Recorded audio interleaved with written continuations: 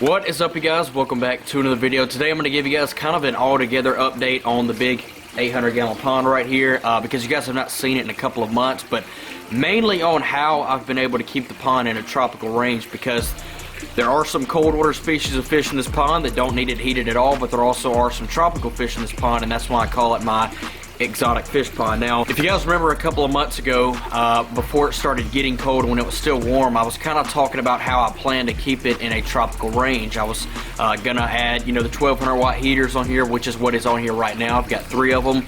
Every once in a while, I do have to cut on the 4th one on the really, really cold nights, but I was hoping that that was going to be my main source of keeping the pond warm enough, at least, in the overnight hours when it's the coldest, and hopefully that would keep it in a tropical temperature range. And so far that has worked. There's really only been one night that made me kind of nervous, and I'll tell you, I come out here every night to check on the pond's temperature right as it's getting dark, and usually whatever it is at, I can say in my head, okay, it's going to drop about 3 or 4 more degrees tonight. So usually by tomorrow morning, that next morning, the pond is usually about 4 degrees cooler than it was that night before. Okay, so that night the pond was at 66 degrees. Okay, now if you guys remember, that sounds cold, but all my goal was to keep it in a tropical range. I said that the fish would kind of adapt to it being a little bit colder, and they have. They're eating just like they were when it was still warm. They've actually grown. The marble char catfish have grown. The red-tailed tiger shovelnose hybrid has actually put on some pretty significant size in the last couple of months. For it only being 2 months, he's put on about 4 inches.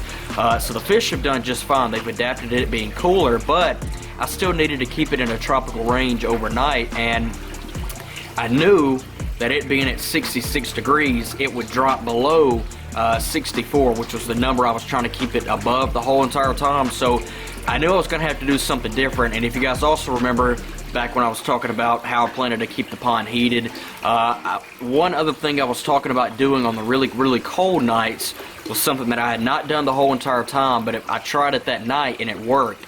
I was actually going to cover up the pond with a tarp, and that actually rose the temperature overnight in the pond. So instead of the pond dropping 4 degrees, it actually rose about 4 or 5 degrees overnight. So as the air temp was dropping, the pond temp was rising. So now I do that every single night. Now there was a stretch back, I think it was last week, where we had some highs get up into the upper 60s, kind of low 70s, and I actually was able to cut off one of the heaters. And if you guys have ever run big heaters like 1200 watt heaters, you know that they burn a lot of energy. Like, you can tell a difference in the power bill each day from the amount of heaters that I have on running. So anytime I get an opportunity to shut off one of them, I do that. So last week for about 3 or 4 days, I actually was able to shut off one of the heaters and just run with 2 of them, and I didn't even have to cover up the pond. And I mean, it's common sense. I mean, cold air sinks, warm air rises. That tarp is trapping a lot of that warm air in, and a lot of the times it is enough for it to rise the temperature in the pond overnight as the air temp is dropping. So it's pretty cool how it works, but that is something that I've started to do now, except on the days that it's pretty darn warm and the pond is in the mid 70s as it's getting dark. I know I don't need to do it that night, but if it's in the lower 70s and it looks like it might drop pretty darn cool overnight, I usually will cover it up, and it usually will kind of rise the temperature back up, or at least keep it stagnant. So that's kind of a cheat code. It has really, really helped me out, and I wish I would have done it sooner than starting it that night that it got really, really cold, because I definitely could have gained some ground on the temperature of the pond overnight. Now, I'm not saying that this is the best way to heat the pond. I mean, this is my first year heating a pond of this size, and this was my plan going in, was to run the base heat from the heaters and then to cover up the pond with a tarp overnight on the really, really cold nights. And that has been the only thing that I've done. Now, sometimes I'll let the water level get a little bit lower than normal. I just filled it back up about 30 minutes ago, and this is about as high as I keep it, about 6 to 8 inches from the actual surface of the pond, the very top. But I'll let it get kind of low sometimes and not be so urgent to fill it back up, just because the heaters that way have less water to heat. I know some people might think the opposite and want to make it deeper so that way it's warmer near the bottom, but this pond is barely even 2 feet deep from the level that I have it at right now. So the water temp at the surface and the water temp at the bottom of the pond is not going to be that much in 2 feet of water. So I look at it as more of less water, the heaters have to work less to warm the water up. So when it starts getting really, really cold, I tend to let the pond drop down, and then when it starts to warm back up, I usually fill it back up. But that's pretty much it. I mean, I haven't not done anything else besides run those heaters on here, and for the most part, like today, an average day where it's pretty cool outside, not very warm, not very cold, the pond's at about 75 degrees, which if you ask me, that's pretty darn warm. That's about a 20-25 degree difference from the air temp. So that's pretty darn good. I mean, that's about as good as it's going to get. Now, I live in Alabama. It gets pretty cold here in the winter time, but it doesn't get extremely cold. And if you were, honestly, I'll say anywhere north of, like, you know, northern Tennessee, this is probably not going to work. Like, this is probably not a good idea to have exotic fish outside in the winter time.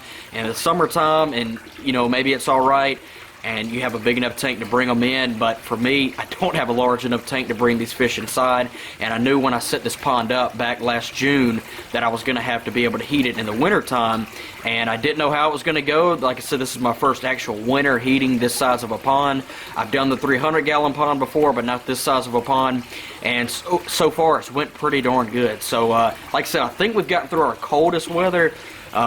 It's still pretty chilly outside, and it's probably going to be like this for another good month or two, but I think we've gotten through our really, really cold nights, and the coldest it ever got was like in the mid-20s as the morning low, and there was some days like a 40-degree difference, a 40 or 45-degree difference in the air temp and the pond temp. So yeah, I don't know how we did it, but it worked out pretty darn well. And as I mentioned, the fish, they adapted to it as I thought they would have, even with the tropical fish in here like the big peacock bass and the exotic catfish. I thought that they would adapt to it pretty darn well. It just, the temperature did not need to drop like that. If it would just kind of gradually fall and then kind of gradually warm back up, I knew they would adapt to it, and they have. Like I said, a lot of the fish have grown over the past few months here in the winter. They still eat just like they did. They don't like the krill as much anymore. I don't know what that's all about, so I'm kind of cycling them off of that right now and really just doing the silver sides. They love the silver sides over the krill. And if you guys remember, that's like the only frozen food, that and shrimp, and probably tilapia. I haven't not even tried it yet because I fed so much of it in the past before. But the frozen shrimp and frozen silver sides is the only frozen food that the peacock bass will eat. So the other fish will eat the krill and whatnot, and he'll, like, if the krill hits the water fast enough, he'll grab it, but he'll spit it back out. So obviously I got tired of having to put live food in here every couple of days, and I had to figure out a frozen food that he would eat, and that's when I tried out the silver sides, which is about on average 3 to 4 inch saltwater minnow, and he absolutely loves them. But and the other fish do too, and I'll usually feed him just the whole silver sides, 5 or 6 a day.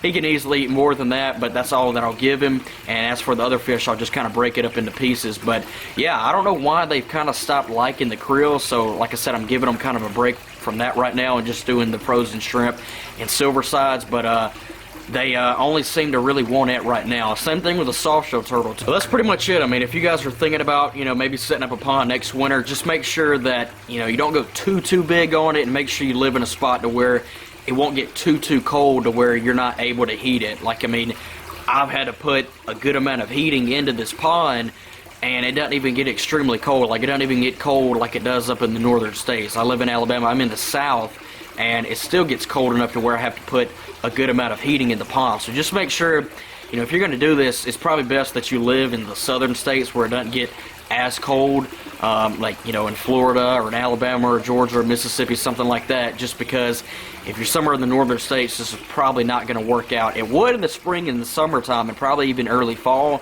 but you would just have to have a large enough tank to where all the fish you have in the pond, at least the exotic fish, you could be able to bring them in and house them in the wintertime. So when it does start to warm up, I do plan on doing some small little renovations on the pond, adding maybe a couple more caves in there, doing a little bit of minor cleaning on it, not too much. So I'll definitely be doing that, and I probably will start to raise the pond level a little bit more when it starts to warm up, when I don't have to use all the dang heaters on the pond. But that's pretty much it. If you guys have any questions about the pond, any other, you know, more specific questions of how I'm heating the pond and other little things, drop them down below, or you can message me on Instagram at fishing_pf, and I will be happy to reply back to you. Thank you guys for watching as always, and with that being said, I'll catch you guys in the next video. Peace.